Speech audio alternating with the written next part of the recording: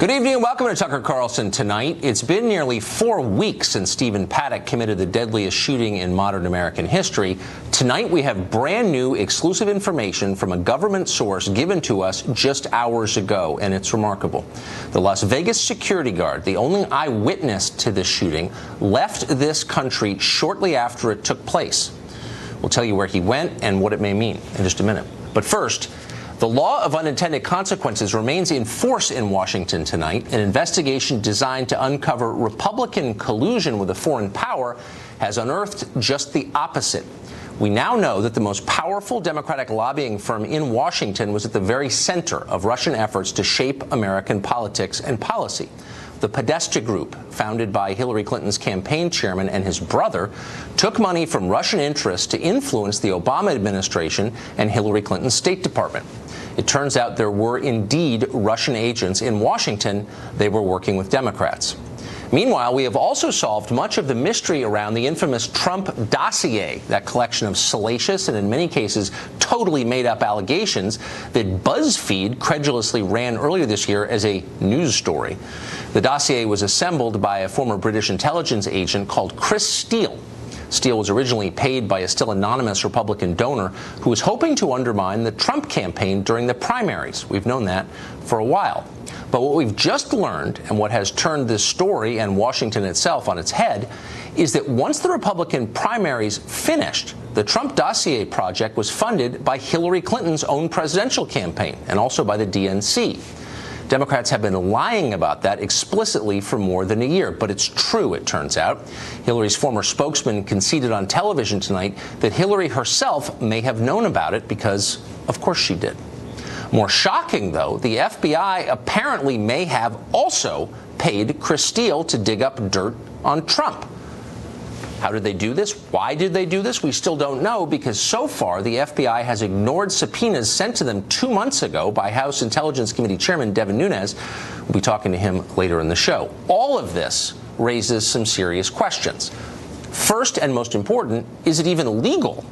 There are a number of federal laws that prohibit politicians from paying foreign nationals for campaign work, yet Hillary Clinton and the Democratic National Committee apparently paid Chris Steele for that dossier. Isn't that against the law? Presumably, we'll find out fairly soon. Next, why was the FBI involved in this in the way that it was? The agency has 35,000 employees. It's got unmatched resources and expertise. It's the FBI. Why would it even consider going to a private investigator to do research on a president-elect? Keep in mind, this isn't the first time the FBI has outsourced a major investigation.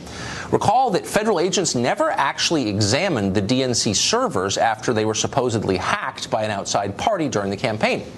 Instead, the FBI relied on the work of a DNC contractor called CrowdStrike, which assured them and the rest of us that Russia was behind that hacking. But wait, why would the FBI do that? Did anyone at the Justice Department consider that hiring third-party actors with unclear motives to conduct a high-profile investigation might be an excellent way for, say, foreign intelligence operations to sow chaos and promote their agendas? At the very least, wouldn't CrowdStrike's claims be colored by their natural desire to make their employer, the Democratic Party, happy? It's nuts. And by the way, by working so closely with a group conducting partisan research for a partisan political campaign, didn't the FBI compromise its political independence, its all-important political independence? Another thing, to conduct research for the dossier, Chris Steele had extensive contact, of course he did, with Russian sources, some of them connected to the Kremlin directly. So if the Clinton campaign was paying for Steele's research, why weren't they, in effect, colluding with Russia? Irony of ironies. And maybe most important of all, why is the FBI refusing to answer basic questions from Congress? Our government is not supposed to work like that. The FBI is not its own country. It's not a private organization. It isn't elected by voters. It has no inherent legitimacy except to the extent it obeys the laws that citizens, you and me, voted for. The FBI can't decide to ignore the Congress of the United States. That's obstruction. It's also scary. If federal agents with guns aren't accountable to the Congress or to the president they work for, who are they accountable to? Who's really in charge? Suddenly, you're looking at something resembling an occupying army and not a legitimate federal agency. And that's when things start to fall apart.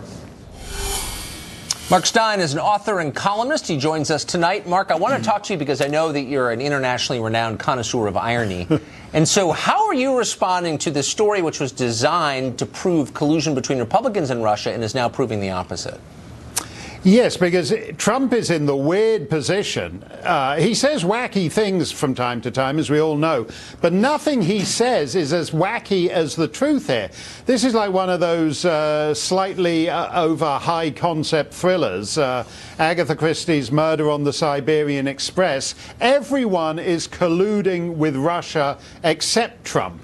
Basically, you've got the Podesta group, you've got the Hillary campaign, you've got the DNC, you've got the FBI, you've got Christopher Steele, who you credit as an ex-MI6 agent. He's not just any old ex-MI6 agent. He's the head of the Russia desk at MI6, which is a pretty big deal. And you were talking about campaign finance laws preventing you paying foreign nationals for federal election campaigns. Whatever the scope of those laws, the core people they were designed to prevent getting a hand in American elections were elite high-level espionage agents from foreign powers. So we have a completely and by the way, not just the Hillary campaign, but as you said earlier, Hillary herself. Hillary, who has been touring the world. She's been at obscure little literary festivals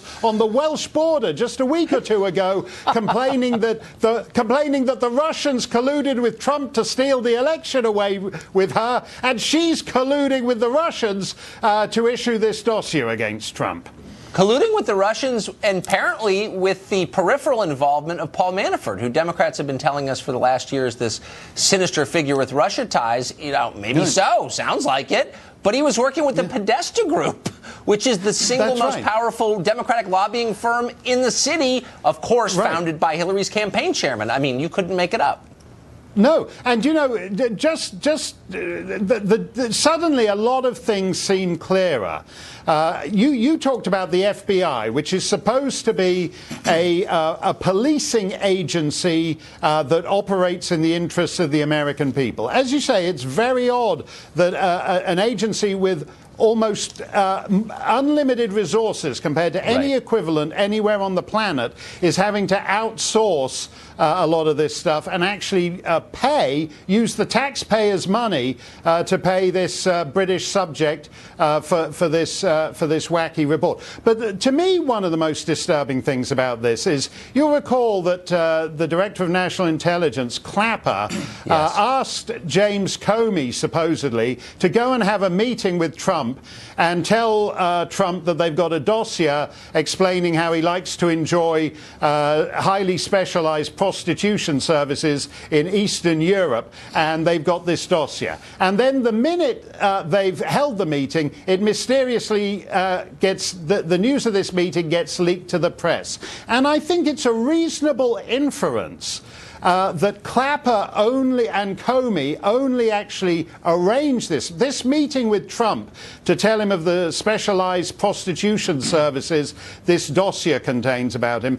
It's a reasonable inference that this meeting took place only so that news of it could then be leaked to the press. That's actually extremely deeply disturbing for the intelligence community and the FBI. And by the way, I agree with you vehemently. And if they were doing this to President Obama, who I did not like, I would say the same thing. You can't have rogue agencies. It's terrifying. Mark, thank you for that perspective.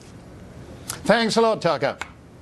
Well, in an interview just this afternoon, former Clinton campaign spokesman Brian Fallon acknowledged that Hillary herself may have known about the decision to fund the Trump dossier. Just to be clear, Brian, you have said previously in the last 24 hours you don't believe Hillary Clinton knew about this either. Is that right? Oh, I don't know. I haven't asked. I haven't spoken to her. No. Okay. Thank you for clarifying. Yeah. Shouldn't she know? Shouldn't you, someone so high up in the campaign, be informed of this? Well, I mean, she may have known, but the degree of exactly what she knew is beyond my knowledge. She may have known. In other words, she absolutely knew. And yet she kept it secret for more than a year. Brad Woodhouse is the former DNC communications director. He ran the pro-Clinton super PAC, Correct the Record. He joins us tonight. Brad, thanks for coming up. Hey, how you doing? So, well, I'm baffled, as always, living here in Washington. Nothing to be baffled about. She not only kept this from herself, but it was not disclosed publicly. And so here you have a campaign paying a foreign national, some of that money probably going to who knows where, but other foreign nationals, maybe a foreign government, and not disclosing it publicly. I don't think that's legal. Well, first of all, look, I was running a super PAC that part of our responsibility was to place opposition research on Donald Trump. I wish I'd had this dossier, Tucker. I would have tattooed it to my butt and I would have exposed myself. Well, sure. No, I'm sure you would have. I mean, you'll traffic in any kind of filth. Avenue. But here's the thing. Who cares who paid? Remember, it began to be paid by a Republican. But I thought that's right. It's still anonymous, and we don't know who that is. A Republican began the research. No, but hold on. Wait a second. I thought the whole point was these are the Russians we're dealing with here. This is information that came in part from Kremlin-connected Russian officials. Right. But remember, and it was used to influence a presidential campaign. I thought that was the very charge Democrats were leveling against Trump. What the point of the opposition research was. But it's okay when they do it? It was to identify what was happening with Russian collusion with the Trump campaign. It was to expose hooker part was the... It was to expose Donald Trump's connection so I just want to hold on, Russia. Stop for 1 second. Stop for 1 second. Let me just ask if this is what you're arguing. Democrats, hold on. Let me ask you this. No. You got to answer my question. No. Here's what I'm asking. Stop. Hold on. Are you arguing that the Russians were trying to elect Hillary Clinton? Now, Donald Trump. Can I ask you? May I ask you? That's crap. Okay, please. Let me ask you a real question. Sure. We now have confirmed, and you just saw Hillary Clinton's spokesman confirming that the Clinton campaign paid money to Fusion GPS, which hired this former British intel officer who got information from the Kremlin, in effect. You're saying that that's okay, that Hillary's campaign used information from the Kremlin to beat Trump because it was exposing Trump's ties to the Kremlin? First of all, the dossier came out after the election, so I have no knowledge that the campaign. No. The printed dossier came out. No, hold on. It's an intelligence gathering operation. It comes in fits and spurts. Right. So that was the whole point. Well, you have seen one but you're campaign person after another. But may I ask you? Never No, that's the a question. dossier. Okay, but look, they paid for it. The information came from the Kremlin. They used it in a political campaign, in a presidential campaign. I thought the whole charge was Trump was using information from the Kremlin to win. But it turns out Hillary was. The charge is that the Russians interfered in this election, colluding, possibly, that's what's under investigation, with the Trump campaign to elect Donald Trump. Right. Now, the Russians weren't cooperating with Christopher Steele to elect Hillary Clinton. No, that's an asinine charge. Well, actually, it's more than a charge. It's proven by the facts of what we're talking about. The Russians were giving information to Steele because they believed. Well, Steele was working sources. Let me finish my sentence. Okay. Everyone admits that the Russians gave information to the Hillary campaign for pay. They paid Fusion and Steele. Information from the Russians goes to the Hillary campaign to beat Trump. You don't see that as collusion. That seems like the textbook example. Opposition research. Oh, that is opposition research. So what I needed entirely different. What I needed entirely was, different. Good. Then when Russians are buying ads to influence the election. Totally makes sense. I guess what I needed was yet another lesson in Washington vocabulary. So it looked to me like collusion, or what was last week collusion, is now opposition research. We're talking about research. Collusion, interfering in the campaign to elect Trump. I get it. Right. That's collusion. But when it's to elect Hillary, it's opposition. And Tucker, let's get to the bottom of what this is about. I get it. This is about undermining the FBI investigation. What it's about because Mueller is in hot pursuit of Trump. Right. So all of a sudden you got all these congressional investigations. Actually, if I can just correct you, what it's about is George Orwell, who wrote the textbook for using language to achieve political ends. Look, 17 agencies said that Russians colluded to help elect Trump. None of them said that they were trying to elect Hillary Clinton, Tucker. Not one. Thank you. Thank you. Missing hard drives, mysterious burglaries, bungled timelines, and now we have brand new information from a government source. The Las Vegas security guard, who was the only eyewitness to this massacre from within the building, fled the country. Why did investigators let him go? Where did he go? We've got details in just a minute.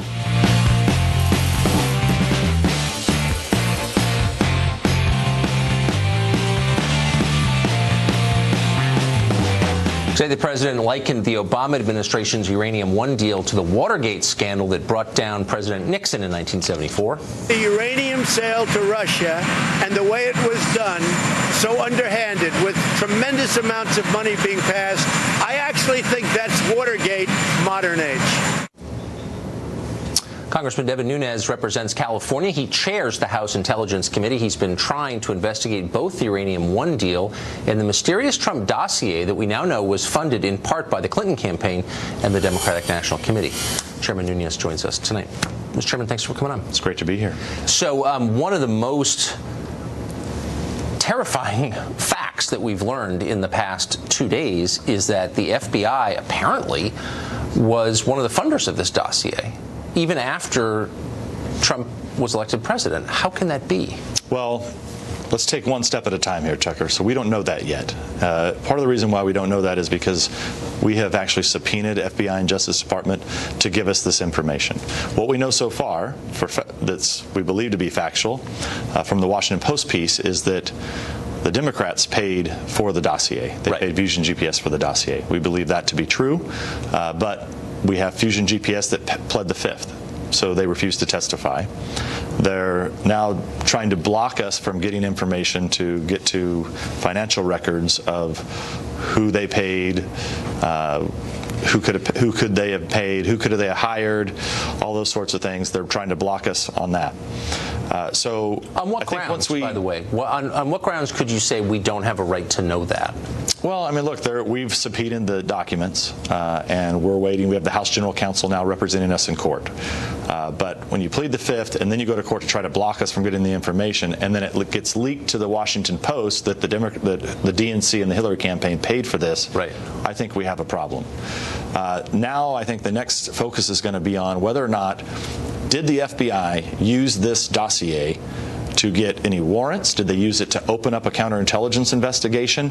And if they did, if they're using unverified information to open up inquiries into American citizens, I think we have a big problem. From a political campaign. I mean, the purpose of this information, from a political campaign, which is unverified, in some cases demonstrably false, was to affect the outcome of an election.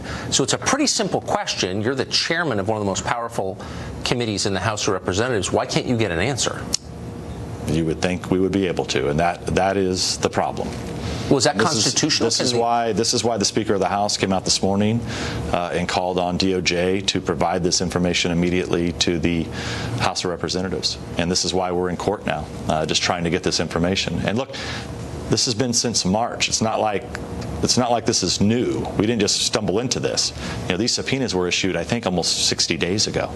But the FBI is not its own country. It can't make its own unilateral decisions, right? Last time I checked, it was the United States Congress that created FBI. So is there anything more terrifying than the prospect of an armed rogue agency?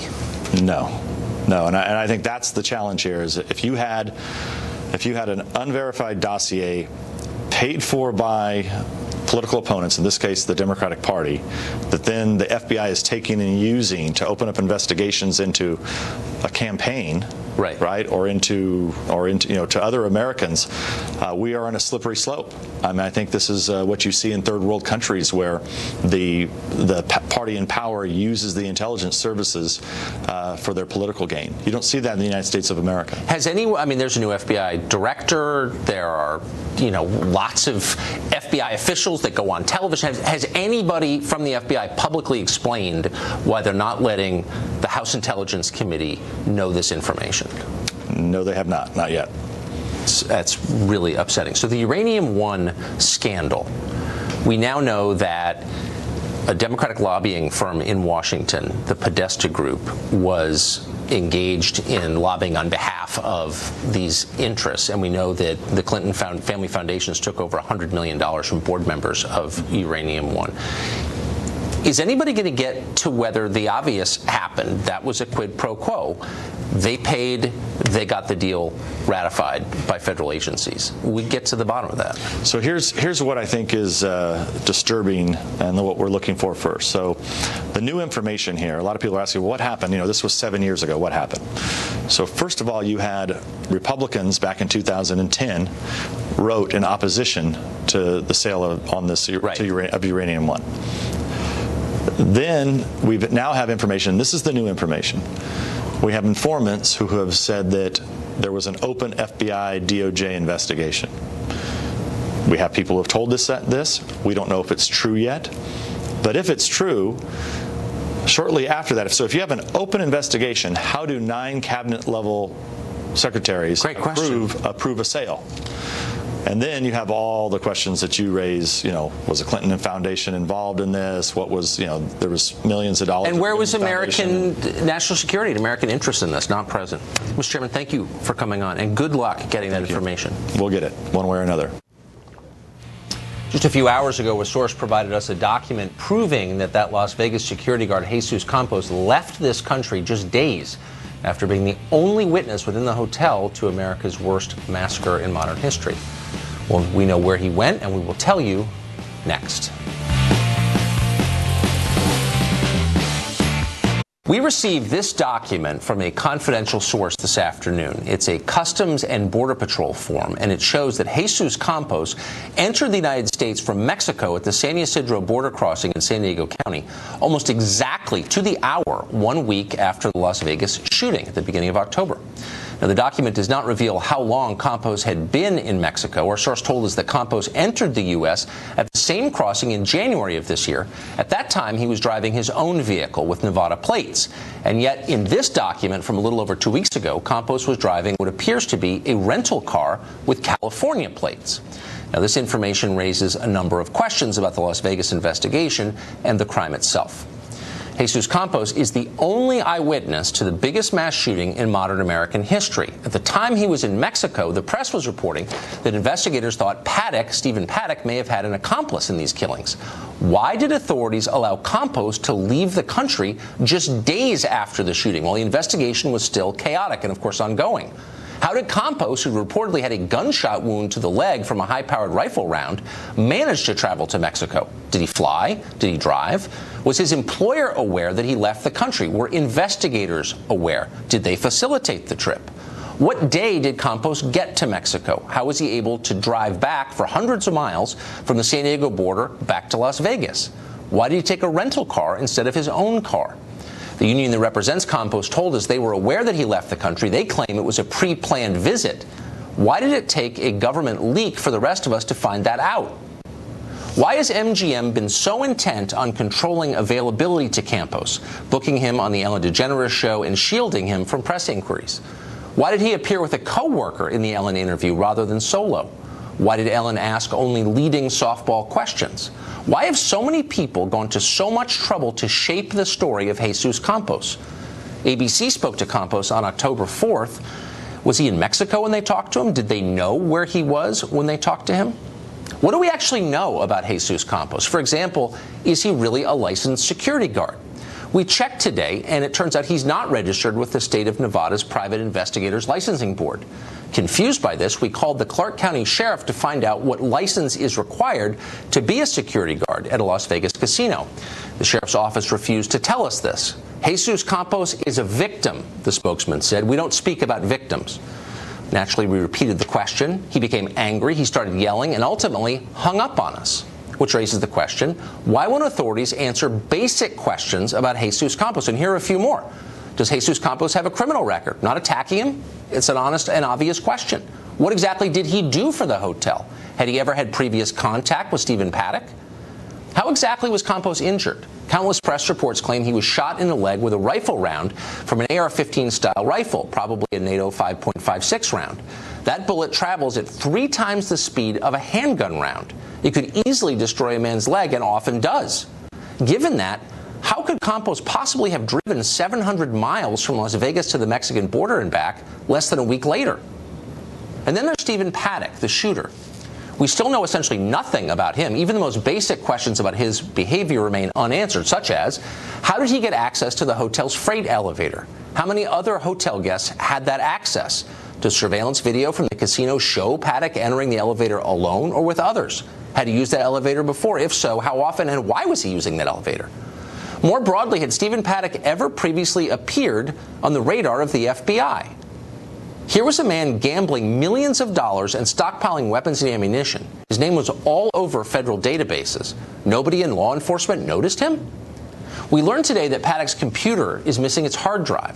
Why did it take nearly a month for investigators to tell us that? Did they just find out themselves? We don't know. What do we really know about Paddock or his family? His brother was recently arrested on child pornography charges. Was that part of a separate investigation? Was it related to this case? How many family members does he have exactly? Was he in regular contact with them? Did they have any reason to believe he was planning an attack? And by the way, where's his girlfriend? We could go on. The point is, this story gets murkier by the day, and that is the opposite of what is supposed to happen. It's impossible to know exactly what is going on with the Vegas shooting. We're not going to speculate. But it's obvious that there is lying and incompetence at the heart of it. Joining us now is former Secret Service agent Dan Bongino. So Dan, why would investigators allow Jesus Campos, who again was the sole eyewitness that we know of to the shooting from within the building, to leave the country shortly after while the investigation is still going on? I'm baffled by that. It's very strange, Tucker. I mean, think about it. There's really no guarantee he's ever going to return. He's not under arrest. He's not under any court order to stay in the country. I mean, they're limited legally what they can do to order him to stay, but it's just confusing. I mean, even I was thinking about this before we went on this segment here, and I'm thinking even the most innocent of explanations, right? I mean, he's a witness and a victim of one of the most horrific crimes in American history. Obviously, incredibly psychologically traumatizing. An innocent explanation, maybe he has family down there he's visiting, he needed some time. But to go to Mexico right after the crime when you are the sole eyewitness to potentially the crime of the century, and as you brought up in the segment, you have a pretty significant injury, a 5.56 or 2.23 round to the leg, is really beyond perplexing. There's Yes. no convenient explanation for it. Well, I don't think it's possible. I don't think if you were hit with that round squarely in your leg, you'd be going anywhere because it would have destroyed your leg. But I don't mean to impugn the character of Jesus Campos. I don't know anything about the man. I felt sorry for him. I still do. He was injured. Sure. But the behavior of the people around him is so weird, and weird in a specific way. They're trying to control access to him. They're trying to control the story about him. They're clamping down on information about him and his actions. Why would they be doing that? Is it MGM doing that? What is going on? Yeah, no, and I'm with you. I'm not, neither am I. I'm certainly not trying to impugn his character either. I mean, this guy was a victim of this crime as well. But that doesn't make the questions go away.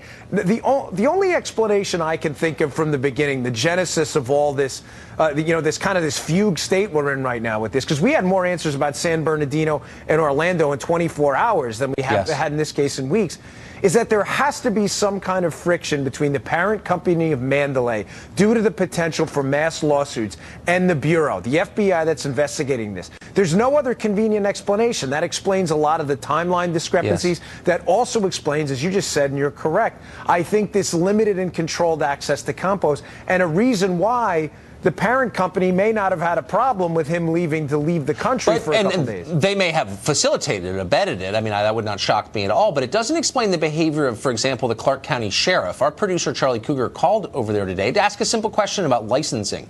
This guy doesn't seem to have had a license as a security guard. Whatever. What are the rules? Yeah. And they were so defensive, and they yelled at him and hung up. Yeah. The spokesmen don't typically act that way when they're asked a simple question. What is that about? Yeah, well, especially from a major media outlet. I mean, it's not like you were calling from a local blog. I mean, this is a credible media outlet that reports on stories like this all the time. And Tucker, we have to remember, this is, I get it. We all respect law enforcement's role in this. We understand. But this was a crime perpetrated on the American people. People are justifiably concerned about why it happened, and we have no answers. You have to expect there's going to be profound media interest in this. And yeah, answering like that doesn't help. Right. I mean, I respect law enforcement, but if you want respect, behave in a way that earns it. Really quickly, this guy, it's not implausible he came, Paddock, to the attention of federal authorities. Gambling winnings, I think, are reported over a certain number. He was churning a lot of money through the casinos. No one's asked exactly, had he come to the attention of federal authorities? I know he hadn't been arrested. Do you think that's plausible that they knew who he was? Yeah, I mean, if once you deposit $10,000 or more, you have to fill out a currency transaction report at a bank. He may have had suspicious activity reports in banks as well. I don't think this guy was a ghost to the federal law enforcement system. I think as information comes out, you're going to see more about that. I agree with that, and I think there's some butt covering going on, just a guess. Dan, thank you. Yes, sir. The federal government is giving away millions of work permits to people who don't live here. In fact, a lot of them are illegally here. Why would they be doing that? That's next.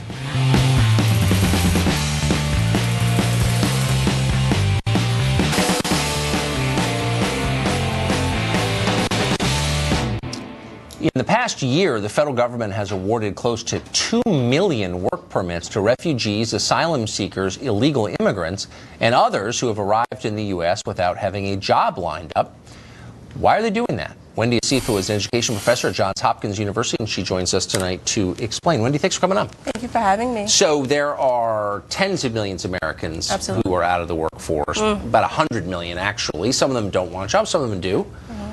Why, given that, there's an unemployment crisis. It's not reflected in the numbers. Absolutely. Why would we be letting millions of people who are here illegally have work permits? So it's really interesting, right? Because we have these undocumented workers. They come in, they make up about 5.2% of the U.S. labor force, and they get this work visa called the Employment Act document, and they work with this. But the interesting thing here is discretionary. It can be revoked at any time. So if we look at the makeup of this, 17% of that group is individuals who are looking for asylum, and another quarter or so is the DACA employees. But if you're looking at this from a business lens and trying to make a business case of it, what you would say is that the economics of it sort of makes sense here. Yeah. And then the reason why is that, you know, when we look at the numbers, we see that if you are working and you're one of the undocumented workers, you've actually made up more money and put into the Social Security fund more than you're needed in the country. So it's like $300 billion. But that, I mean, that's not actually happening. But what is so striking to me is when I was a kid, the left cared about workers and their condition and wages, and Cesar Chavez was out there, arguing on behalf of his members for the United Farm Workers Union. Now, every liberal I talk to about immigration says, well, it's good for the bottom line. Employers like it. It's good for shareholders. Yeah. I mean, have you noticed that change? I have, but I think it's really important for us not to make this a political conversation. Because if you look at it, right, you have states like Texas, Georgia, Arizona, even North Carolina. These are states that Donald Trump won in the election, and they actually have the highest number of, undocumented workers working in their states. Maybe that's why he won those states. Maybe that's why. Because people are really frustrated. So let me ask you this, though, as a philosophical matter. Sure. Doesn't any government owe its first allegiance, loyalty to its own citizens? Look out for them first. So if I've got 4 kids, if I'm letting my kids starve but giving food to my neighbor's kids, maybe I'm shirking my duty. Isn't that kind of what we're doing here? We're ignoring our unemployed and employing the rest of the world? Well, it depends on how you look at it, right? Because the narrative can be flipped on its head. Because quite frankly, if you look at individuals who get an H-2B visa, the foundation requires that you advertise that job and you have tried to fill that job in your own state at the wage in which you're offering. And only then, when you can prove that, are you then allowed to bring in others from out of the country, Here's the thing, like our schools are terrible, the middle of the country's dying, 60,000 people died of drug ODs last year. Yeah. What's the incentive to make our schools better and the heartland better if we can just import people who are educated in India? Nothing against them. Right. But why would you ever make American schools better when you can just import the talent? Well, as an educator, I will say that there is enough room for those who live abroad and those who live here. And I think that our school system is something that is in dire straits right now, and it needs to be focused on. And I don't think that we need to look at other people and say, let's strengthen our economy with these other individuals while negating that we have so much talent in our own country. But wait a second. I mean, if employers really felt like they had no option but to hire Americans, if I'm J.P. Morgan or Westinghouse, or if I'm Johns Hopkins University, I would say, hey, school district, you better start turning out some people who can work for me, who are capable of it. I'm going to invest in the schools. I'm going to make them better. Now it's like, it doesn't matter. I'm just call it Bangalore, and bring in impressive, willing workers who will work for less. They've already got their engineering degrees. Do you see where I'm going with this? I understand where you're going with it, but it's negating the fact that there has been individuals who say, you know what, we want to hire American workers, and then the American workers and say, for this wage, I will not do the job. And that's where it gets muddy. Damn right? those American workers. They just want too much. No, those Americans just want too much. No, we don't want too much. Yeah. We're a great country. Thank you. Thank you. Appreciate it, Professor. Thank you so much. Our next guest says the West is on the brink of destruction. We face a terrifying threat. It's not Islamic extremism, it's white nationalism. She says that argument next.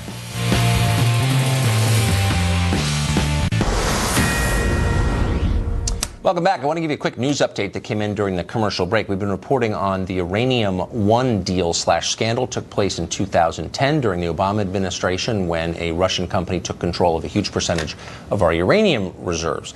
At that time, as we've told you, there was a federal investigation, Justice Department investigation into bribery, Russians bribing Americans to get that deal through, and there was an informant at the center of that. He has not been allowed to speak to Congress.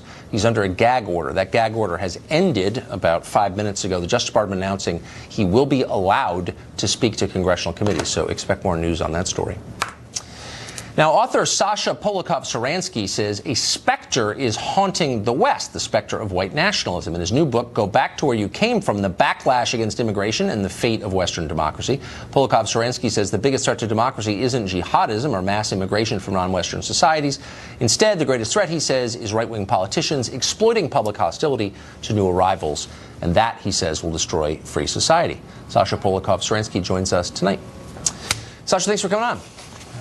Thanks for having me, Tucker. So, I mean, I guess the 30,000-foot question is, can you be surprised that when you change a society as old as a European society, or even one as old as ours, completely through immigration in a short period of time, that some people won't like it and that there will be a backlash against it? Does that surprise you? I'm not surprised at all, Tucker, and I don't believe in absolute open borders, and I absolutely understand why people are unsettled, why they're resentful, and why they're upset. I've reported in Germany and France and Holland and Denmark, people are angry about how their neighborhoods are changing, and they have legitimate grievances and legitimate fears, and often parties on the center left and on the left haven't listened to them for years. So I get why people are resentful. What I'm concerned about and what worries me is that we have a new group of politicians in far-right populist parties that are exploiting those fears and those grievances and those resentments to take our societies back 100 years and in a very dangerous direction. And when I say that white nationalism is a greater threat than jihadists, I'm acknowledging that terrorism is a huge threat to our societies, but great democracies persevere and they manage. Look at the UK. Look at France after the attacks. Look at us after 9/11. But if insiders within our societies, nativist politicians,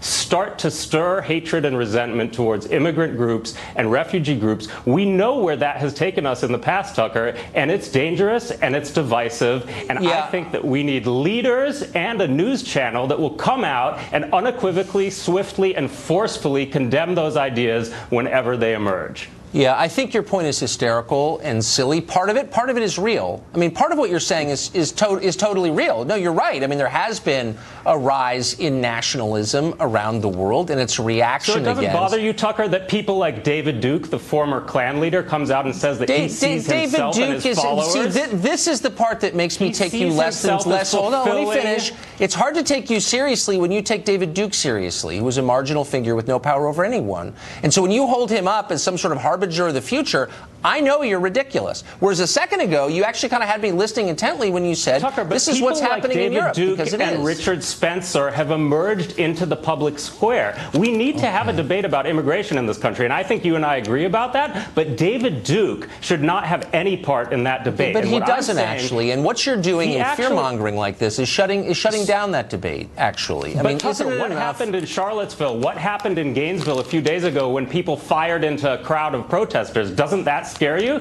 Isn't that a threat to our country? Well, and our democracy? I guess what you're looking at is a completely myopic picture of what's actually happening. You're seeing a lot of drama because there's massive social change in this country. It's coming from all directions, and some of the directions are not even possible to understand. But it's not as simple as the rise of white nationalism. It's that you get a volatile society when you change it overnight, and you don't give people a chance to weigh in on whether they like it or not. Like, it's really simple, no? People should absolutely have a chance to weigh in, Tucker, but what I am talking about is politicians who exploit those fears. It's one thing to say, in Germany, for instance, we can't take in 1 million immigrants in 1 year. That's impossible to integrate no matter how rich and how good your intentions. What do you think you're going to get? I agree with that. I agree with that. But when politicians emerge in a country like Germany that has a history of genocide, it causes concern. So, Sasha, I got 10 seconds, Tucker, but whose fault is that? Why aren't you blaming Angela Merkel for this? She did it, but she gets a pass somehow? It is the fault of manipulative and opportunistic politicians who are emerging to stoke people's fears. All right, we're out of time. Thank you for that. That was interesting. More on the breaking news from Russia. There's an actual Russia scandal, as we told you. We've got more on it next.